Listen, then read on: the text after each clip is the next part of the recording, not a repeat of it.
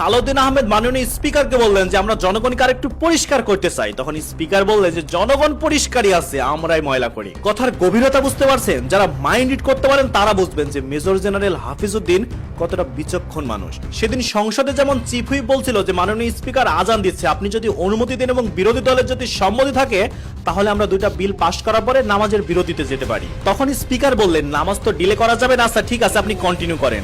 এই আচ্ছা ঠিক আছে বলার পরে তিনি সঙ্গে সঙ্গে বলেন যে না, আমার মনে হয় নামাজের অনুমতিটাই আগে দেওয়া উচিত, কারণ এই বিল পাশ করার জন্য নামাজ তো আর অপেক্ষা করবে না। মানে চিন্তা করছেন, স্পিকার মেজর হাফিজউদ্দিন শুধু কিন্তু একজন স্পিকারই নয়, তিনি কিন্তু একজন বীর বিক্রমী এবং সাথে একজন ধার্মিক এবং সৎ ব্যক্তি। সেদিন সংসদে যখন প্রতিমন্ত্রী মীর শাহী আলম বলতেছিল যে বিরোধী দলের মধ্যে কোনো মুক্তিযোদ্ধা নাই, এই কথা শোনার সঙ্গে সঙ্গে স্পিকার তাকে থামিয়ে বলে যে না, বিরোধী দলের মধ্যে মুক্তিযোদ্ধা আছে। আমি নিজে রণাঙ্গনে দেখেছি সাতক্ষীরা 4 আসনের এমপি গাজী নজরুল ইসলামকে, যিনি একজন মুক্তিযোদ্ধা। এই মানুষগুলো সংসদে থাকা মানে দেশ কখনো সহজে পথ হারাবে না।